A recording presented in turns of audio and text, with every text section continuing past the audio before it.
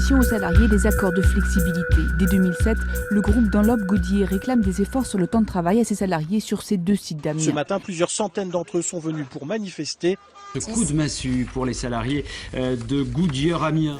Mourad Laffitte, bonjour. Bonjour. Alors vous êtes réalisateur, vous avez fait de nombreux films et vous êtes ici aujourd'hui pour nous parler de votre suivi de la lutte des Goodyear à Amiens Nord, puisque vous les avez suivis de longue date. Vous avez fait 2 films avec eux, Chronique d'une délocalisation annoncée, qui a été réalisée entre 2006 et 2009. Vous avez suivi tout le démantèlement annoncé de cette usine. Vous avez vécu un petit peu sur place avec les ouvriers. Et puis, à cette occasion, vous avez fait un 2e film qui a suivi, puisque je crois qu'en travaillant avec eux, justement, vous êtes tombé sur un rapport commandé par le CHSCT de l'usine qui dénonçait l'utilisation de produits extrêmement toxiques et cancérogènes et aussi les conditions de travail et d'information des ouvriers qui n'étaient pas du tout respectées et qui mettaient gravement en péril leur santé. Vous avez rencontré aussi beaucoup de gens qui avaient eu des cancers, dont le lien avec leurs conditions de travail est en cours d'être prouvé, puisqu'il y a des procès qui sont en cours. Alors, expliquez-nous un petit peu déjà, qu'est-ce qui vous a amené à travailler sur ce conflit des Goodyear ? Au départ, moi, j'étais persuadé que c'était un conflit qui allait s'éterniser. Donc j'ai décidé de suivre le processus de la délocalisation et plus précisément de la lutte sociale. Au cours du tournage, je tombe sur un rapport provisoire commandé par le CHSCT et au même moment sort une très belle étude sur la revue Que Choisir. Et donc à partir de là, je me dis qu'il y a matière à travailler, à revenir sur ce dossier. Alors que disait cette étude de la revue Que Choisir ? L'étude, alors c'est pas l'étude que je peux aussi comparer avec les travaux que j'ai fait également sur ce film, puisque je me suis entouré d'un professeur qui a fait un doctorat sur les HAP-CMR. Et il n'y a pas que Goodyear, ça concerne Michelin, ça concerne l'ensemble de l'industrie du caoutchouc, du pneumatique, mais du caoutchouc plus précisément. Et donc ces HAPC et CMR, ce sont des substances vraiment dangereuses. Des huiles aromatiques polycycliques qui sont utilisées. Cette combustion provoque est cancérogène et d'ailleurs est classée comme produit cancérogène. Alors elle est utilisée dans toute l'industrie. Tout à fait. Alors à des doses peut-être différentes. Et puis surtout, faut voir dans les conditions dans lesquelles elles sont utilisées.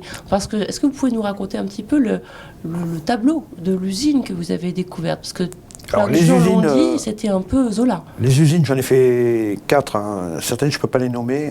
Il n'y a pas prescription. Je n'ai pas trop envie d'avoir. J'y suis en train de manière, je dirais, illégale. Il y a des gros problèmes en termes de fiches techniques. Affichage sur les bidons. Et plus précisément, Goodyear, ce qui m'a un petit peu alerté, c'est que je n'ai pas trouvé d'amicale d'anciens salariés de Goodyear. Et parmi les retraités, énormément de gens qui étaient malades ou porteurs de maladies, donc en l'occurrence cancer de la lèvre, cancer du poumon. Et la réponse souvent qu'on leur donnait, vous fumez, vous buvez. On a toujours essayé d'occulter un peu ces risques d'exposition et les conséquences, bien entendu, qui en découlaient. D'accord. Et alors, il y a eu néanmoins des procès qui ont été intentés, des veuves, des gens malades. Tout à fait. Alors, il y a un collectif qui s'est créé autour de Goodyear il y a à peu près 3 ans. Il y a une procédure, une class action, donc une action collective aux États-Unis. Sinon, moi, j'ai fait mon travail, je dirais en tant que réalisateur, mais aussi en tant que lanceur d'alerte. Donc, puisqu'on a projeté le film à l'Assemblée nationale, j'ai pris des contacts avec Bruxelles. Énormément de difficultés avec les universités, les chercheurs, puisqu'aujourd'hui, avec les rues, elles sont souvent financées. Entre autres, Goodyear finance quelques universités. Donc, à partir de là, il y a une omerta. Il y a un conflit d'intérêts manifeste. Puis certains hommes politiques qui m'ont répondu qu'il y avait plus de morts sur les routes que... Ce qui est vrai, mais ça ne change rien. Voilà. Donc voilà. Et concernant les conditions de travail, c'est vrai que j'y reviens. Alors moi, quand j'ai visité cette usine, on le voit, il y a des images en caméra cachée à l'intérieur, c'est germinal. On est vraiment au début du siècle. C'est poussiéreux, c'est vétuste. Je n'ai jamais vu des installations. Bon, aujourd'hui, l'usine est fermée, mais je n'ai jamais vu une installation si vétuste. Vraiment, j'ai découvert, j'ai été effaré. Et c'est vrai que ça découle aussi de cette délocalisation annoncée, puisque vous le rappelez, et ça a été rappelé aussi dans la presse, qu'il n'y avait plus d'investissement dans cette usine, qu'on voulait fermer à dessein. Tout à fait. Donc on l'a sacrifié. Tout à fait, on l'a sacrifié. Et au passage, on a sacrifié la santé de dizaines de salariés. Tout à fait. C'est même la...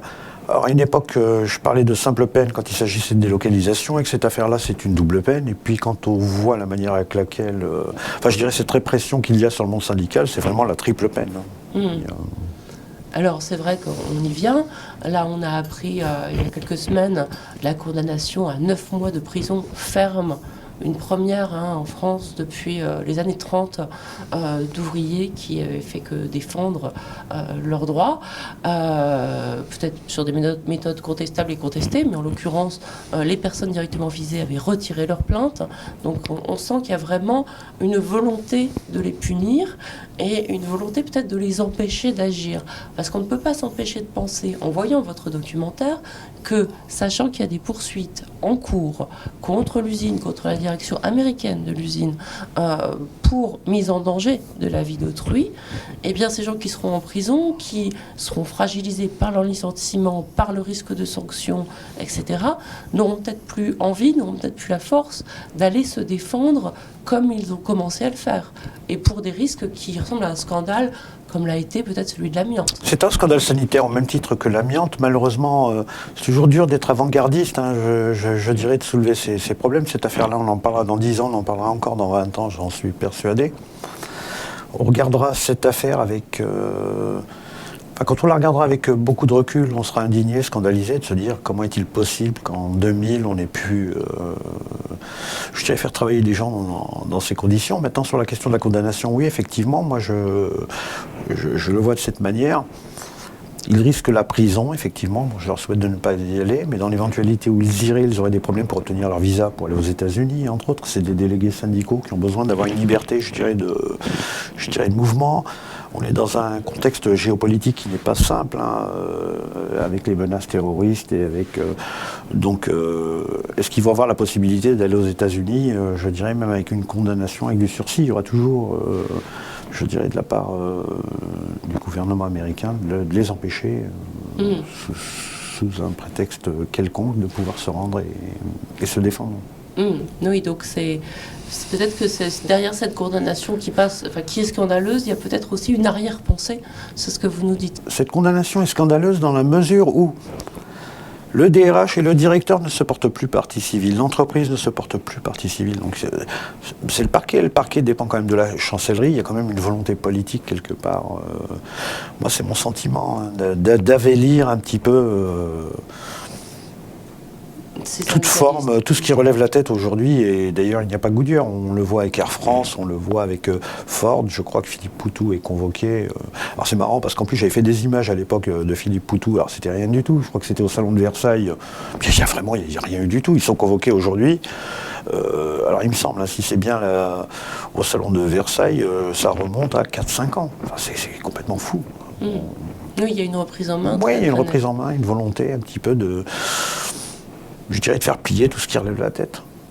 Alors ce film, Goodyear, La mort en bout de chaîne, en ce moment vous le projetez? Oui, alors il tourne beaucoup dans les... Jeudi, j'ai essayé de le passer. Alors à Bruxelles, ça a posé des problèmes à la Commission européenne. Je suis toujours en attente parce que l'idée, c'est aussi d'être lanceur d'alerte, de voir s'il n'y a pas moyen de mettre en place des lois sur la question de la sécurité travail, sur ces notes, sur ces notifications d'information, ces fiches techniques auxquelles tout employé doit avoir conscience de ce qu'il utilise, de ce qu'il manipule. Je l'ai projeté à l'Assemblée nationale, alors ça s'est très bien passé, c'était deux députés européens, une députée européenne et une députée du Parlement français, Europe Écologie. On avait fait un très bon débat sur les lanceurs d'alerte, entre autres, et sur cette question-là. Bon, le souci, c'est qu'il n'y a pas eu malheureusement de suite. Et alors là, aujourd'hui, c'est vrai qu'il reprend une actualité. Et est-ce que les ouvriers, les anciens ouvriers, notamment ceux que vous avez interrogés dans le film, peut-être qu'entre-temps certains sont morts, ou sont encore plus malades, puisque vous avez interrogé des gens pour qui c'était difficile déjà à l'époque. Est-ce que ça leur donne un peu de force? Est-ce que ça leur donne envie plus de continuer. Oui, parce que Quelle est leur réaction le collectif qui s'est créé d'anciens salariés de Goodyear, de veuves, d'ayants droit, je crois qu'il devait être 1300, 1400. La combativité, ils l'ont eu dès qu'ils ont commencé à lancer, je dirais, la procédure. Oui, ils continuent à lutter sur cette question. Il y a une détermination. Maintenant, cela étant dit, c'est une procédure qui est très très longue. Moi, ce que j'en ai surtout retenu, alors au-delà de l'indignation en tant que citoyen face à de telles pratiques, c'est l'absence de réponse. On a des femmes, on a des enfants qui se posent des questions. Pourquoi mon père est parti? Et il n'y a pas de réponse. Il n'y a pas de réponse actuellement.